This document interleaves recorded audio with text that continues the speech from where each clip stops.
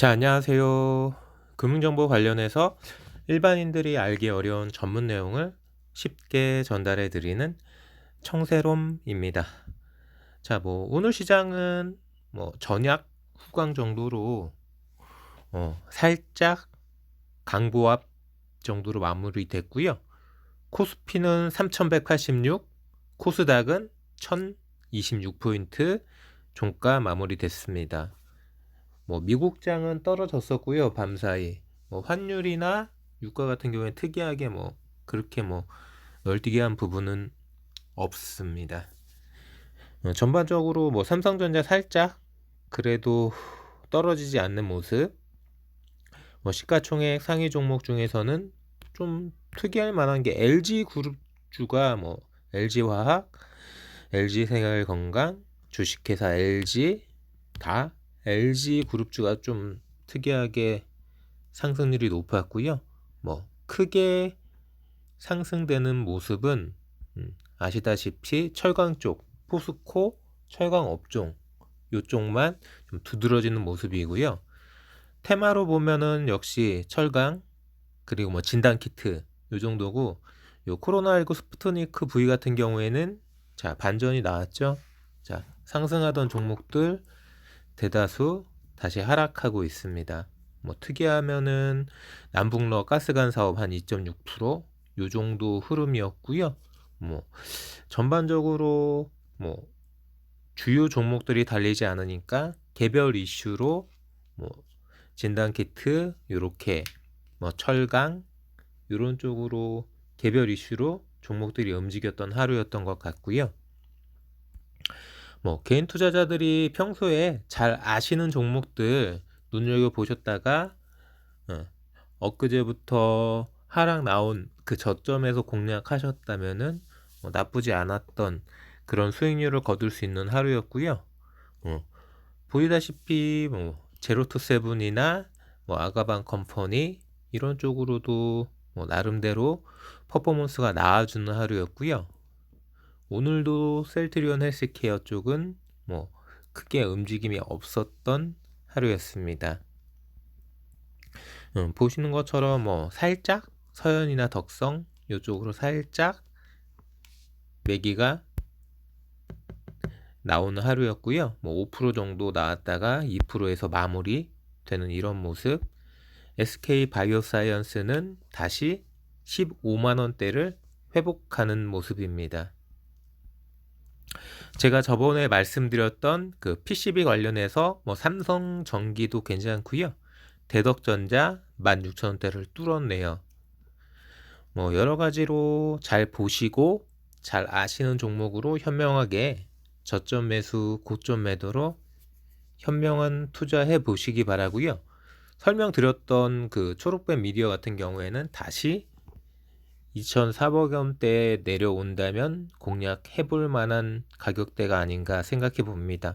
AD칩스는 그저 그렇게 보합, IA는 다시 1,400원대로 내려앉았죠. 상관없습니다. 저가에 담으실 수 있다면은 수급이 붙어주는 날 공략해 볼 수 있는 종목이라고 생각되고요. ST팜은 다시 한번 달리네요. 어제 충격적으로 6% 하락했던 시제는 다시 10% 가까이 상승해주는 모습이고요. 역시 진단키트는 죽지 않는 것 같습니다. 이트로는 거의 20% 넘게 상승했다가 다시 10% 안 되게 마무리되는 모습이었고요. 최근에는 스푸트니크 V 관련해서 이트론 이런 동전주 쪽이 퍼포먼스가 잘 나와주는 모습이고요. 바이넥스도 아시다시피 이수앱 지수도 다 하락 마무리되었습니다. 제가 분명하게 어제부터 포지션 정리하시고 자 저점 매수 고점 매도 하시되 절대 주말 앞두고 그냥 던져놓고 주말을 보내는 일 없도록 하시자고 말씀드렸는데 어떠셨을지는 제가 알 수가 없지만 결과적으로 바이넥스를 중심으로 말씀드려 보겠습니다. 보시는 것처럼 시초가는 33,000원 정도, 고가 34,400원. 뭐 충분하게 34,000원까지 퍼포먼스가 나와줬으니까 뭐 저점에서 잡아 보셨던 분들은 충분하게 34,000원 위에서 정리하셨어야지 맞는 거고요.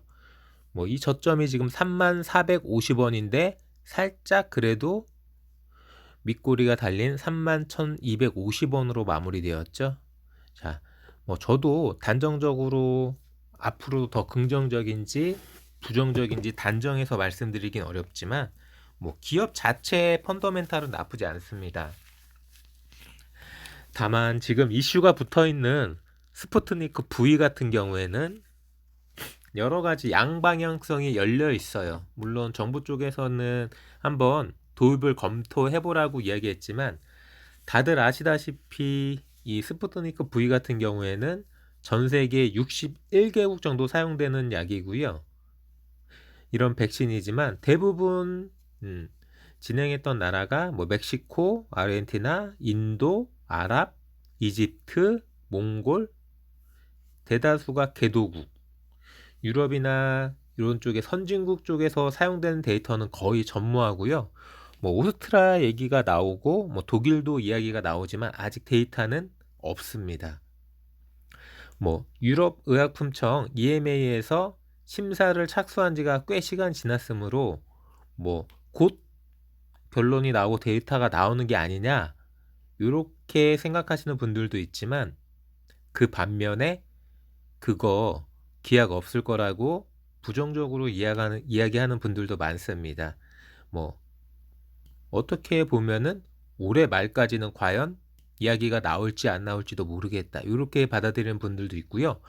뭐 이 EMA에서 그 개발했던 연구소를 뭐 실사를 하고 이런 얘기가 나오는데 그런 이야기가 나온다는 것 자체가 하염없이 길어질 수 있다는 이야기고요.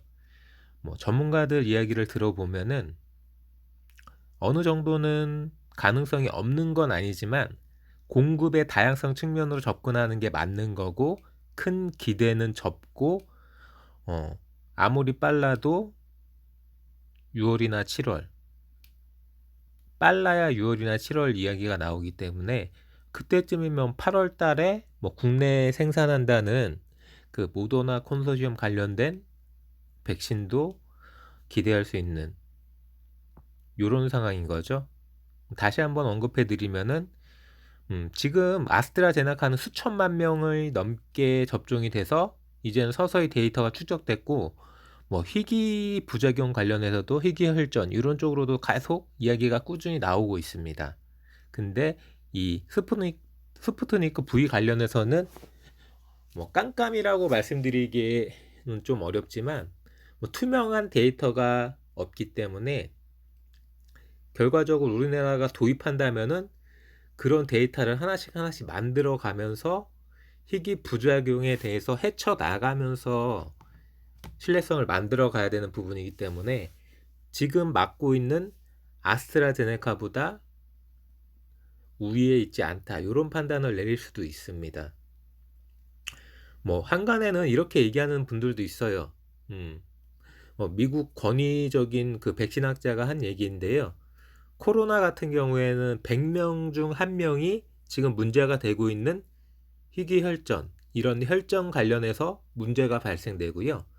백신의 부작용, 아스트라제네카나 얀센 등 이런 백신의 부작용으로 희귀혈전은 100만 명 중 1명이 발생된다고 합니다. 그 한두 명의 사례가 너무 크게 보도되고 절대적인 것처럼 받아들인다면은 백신은 사용할 수 없는 거죠. 뭐 어젠가요? 뭐 이스라엘 쪽에서도 뭐 이 지금 잘 진행되고 있는 그 mRNA 백신 관련해서 뭐 대상포진 이런 쪽에 부작용이 있는 거 아니냐 이런 이야기도 나오고 있습니다. 정확한 이야기는 아니고요. 따라서 백신에는 항상 부작용이 따라올 수밖에 없는 거고요. 이런 부작용을 완벽하게 차단할 수 있는 방법은 없는 거죠. 과연 선택을 어느 쪽으로 하느냐, 코로나 쪽으로 선택하느냐, 부작용 쪽으로 선택하느냐, 이 선택의 차이고요.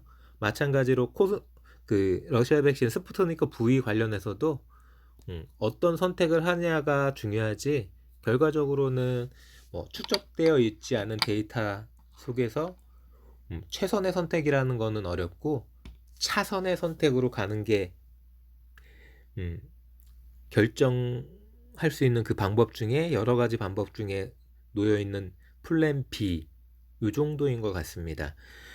보이는 것처럼 뭐 이 오늘 움직임 같은 경우에는 결과적으로 어제 말씀드렸다시피 이 윗꼬리가 달린 양봉, 그 다음에는 항상 과거처럼 뭐 19,000원대, 24,000원대 계속 어느 정도 조정 구간이 있었기 때문에 뭐 그 조정이 바로 나오느냐, 2, 3일 지나서 나오느냐, 며칠 더 이어지느냐, 이런 차이가 있을 뿐이지 조정은 이미 예고됐던 부분이고요. 뭐 오늘도 마찬가지로 뭐 초반에는 어느 정도 34,000원까지 퍼포먼스가 나와주는 모습이었지만 유지되지 못하고 하락 반전한 모습이고요. 자, 늘 말씀드린 것처럼 그날 그날 욕심을 덜어내시고요. 어제도 마찬가지, 오늘도 마찬가지. 고점이면은 충분하게 만족하고 고점에서 매도를 하셔야 되는 윗꼬리가 달리는 하루였고요. 자, 윗꼬리에서 위 고점에서 꺾이지 않는다면 들고 가시는 게 맞지만 꺾였는데 수익 실현하지 않을 이유는 한 가지도 없는 겁니다. 늘 말씀드리는 이야기, 주말이기 때문에 더더욱 오버나잇은 없는 거고요. 물론 주말 사이에 어떤 소식이 나올지, 월요일 시초가가 어떻게 시작될지는 아무도 알 수 없습니다. 다만 우리는 퍼포먼스가 나아준 그만큼 고점에서 털고 다시 접근하면 되는 거죠. 얼마든지 어제도 마찬가지고 오늘도 마찬가지고 34,000원 이상에서 충분하게 털고 나오고 다시 잡고 다시 또 34,000원 이상에서 털고 나오고 이렇게 먹고 또 먹을 수 있는데, 그게 아니라 어제도 오늘도 정리하지 않으신 분들은 뭐 제가 뭐라고 말씀드리기가 어렵습니다. 뭐 지금 뭐 31,000원에도 살 수 있고요. 뭐 극단적으로 말씀드리면 30,000원에도 살 수 있었잖아요. 자, 그렇게 저점에서 살 수 있는 사람과 고점에서 하염없이 버티는 사람, 이런 분들의 두 사람의 비교를 해보면은 수익률이 극명하게 갈릴 수밖에 없고요. 저는 항상 위험을 덜어내고 최대한 안전하게 투자하고 단기 투자하자는 주의이기 때문에 뭐 바이넥스 마찬가지로 충분하게 앞으로도 퍼포먼스가 나아질 거기 때문에 뭐 조정받을 만큼 조정받더라도 조정받는 그날도 저점 매수 고점 매도 가능한 종목이고, 충분히 조정이 끝나면은 또다시 멋진 퍼포먼스가 나와줄 거라 믿어 의심치 않는 종목입니다. 뭐 지금 외인이나 기관의 모습 한번 볼까요? 보시는 것처럼 어제는 기관과 외국인 쌍끌이 매수였고요. 오늘은 기관과 외국인 모두 매도죠. 물론 기관은 뭐 4,000주 정도니까 뭐 가벼운 모습이지만 매수 평균 단가를 보면은 개인도 기관도 외국인도 이격이 많이 벌어져 있는 상태이기 때문에 윗꼬리가 달리는 순간 당연히 매도 칠 수밖에 없습니다. 제가 개미 투자자분들 계속 매도 쳐라 말씀드리지 않아도 외국인과 기관이 매도 치기 때문에 윗꼬리가 안 달릴 수가 없는 형국이죠. 자, 대충 계산해도 5,000원, 7,000원 윗꼬리인데 이 종목 5,000원, 7,000원이면 20%가 넘는 수익률인데 기관이나 외국인이 이거 두고 보겠습니까? 이분들 기관이나 외국인 같은 경우에는 투자금이 어마어마하기 때문에 수십억 투자하시는 분들이 20% 수익률에서 윗꼬리가 달리는 상황에서 매도를 안 친다? 말이 안 되는 거죠. 몇 억이 왔다 갔다 하는 상황입니다. 기관 투자자든 외국인이든 몇 억이 왔다 갔다 하는데 매도를 안 친다? 있을 수 없어요. 그러니까 반드시 윗꼬리에서 버텨주면 상관이 없는데 못 버텨준다면 반드시 털어야 되는 상황인 거고요. 자, 시간에 보시면은 그대로 31,250원인 상태입니다. 뭐 오늘 뭐 분봉상 흐름 한번 볼까요? 어땠는지? 보시다시피 이런 모습이죠. 32,000원에서 34,000원 빵 뛰어서 시작했고요. 다시 솜이 죽어서 33,000원까지 내려왔다가 다시 횡보, 다시 32,000원. 여기에서 다시 30,000원까지 떨어지죠. 결국 31,000원에 마무리되었습니다. 자, 이렇게 오늘 같은 경우에는 고점에서 시작됐지만 계속 고점을 깨면서 내려가는 모습이었기 때문에 투자하기 쉽지 않은 하루였고요. 뭐 그나마 어제 잘 정리하셨고 어제 저점에 다시 잡으셨다면 오늘 한 번 더 털 수 있는 상황이었고요. 그렇지 않으셨다면 오늘 한 번 정도 쉬어가도 나쁘지 않은, 그동안 수익률을 즐기셨다면 나쁘지 않은 하루였다고 생각합니다. 뭐 반도체는 여전히 뭐 크게 움직이는 모습은 아니고요. 뭐 한미 반도체 정도 5% 상승되는 모습, 그리고 바이오는 마찬가지로 시즌이나 진단키트 위주, 제넥신도 괜찮네요. 백신 관련 이런 쪽으로만 움직이는 모습입니다. 자, 이렇게 전반적으로 짚어드렸고 바이넥스 위주로 상세하게 설명드린 이런 느낌 기억하시고요. 자, 주말 동안에 반도체랑 요 바이오 종목 그리고 바이넥스 다시 한번 심층적인 리뷰 영상 찍어 드릴 테니까 기대해 주시고요. 저는 여기까지 금융정보 관련해서 일반인들이 알기 어려운 전문 내용을 쉽게 전달해 드리는 청새롬이었고요. 유튜브 검색창에 청새롬 검색 진행시켜